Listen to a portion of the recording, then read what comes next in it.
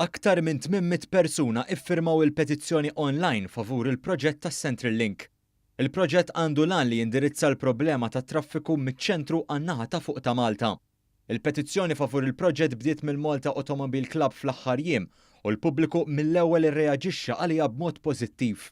Din il-petizzjoni tappella lill-awtorità tal-ippjanar biex tappoġġja l-proġett.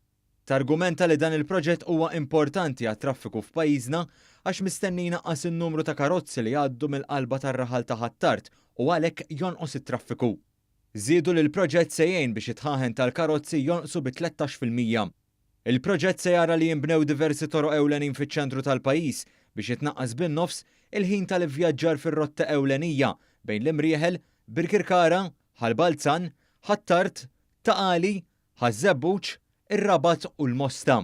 Il-klabb għaraf ukoll il-proġett qiegħed jieħu in konsiderazzjoni u jisma' liċ-ċiklisti u nies li jagħmlu użu mill-bankini. Żied jingħad li l-proġett huwa ta' benefiċċju għas-saħħa u l-ħarsien tar-residenti ta' Ħattart u tal-lokalitajiet tal-madwar.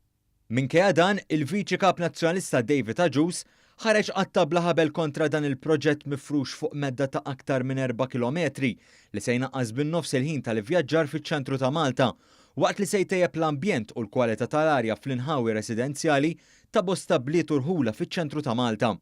Fil-bidu ta' Lulju li għadda, il-Gvern irċieva 5 offerti għal dan il-proġett li jvarjaw minn 28 miljun euro u nofs sa 39 miljun u 500 euro li huma inqas mill-istima inizjali ta' 55 miljun euro għal dan il-proġett.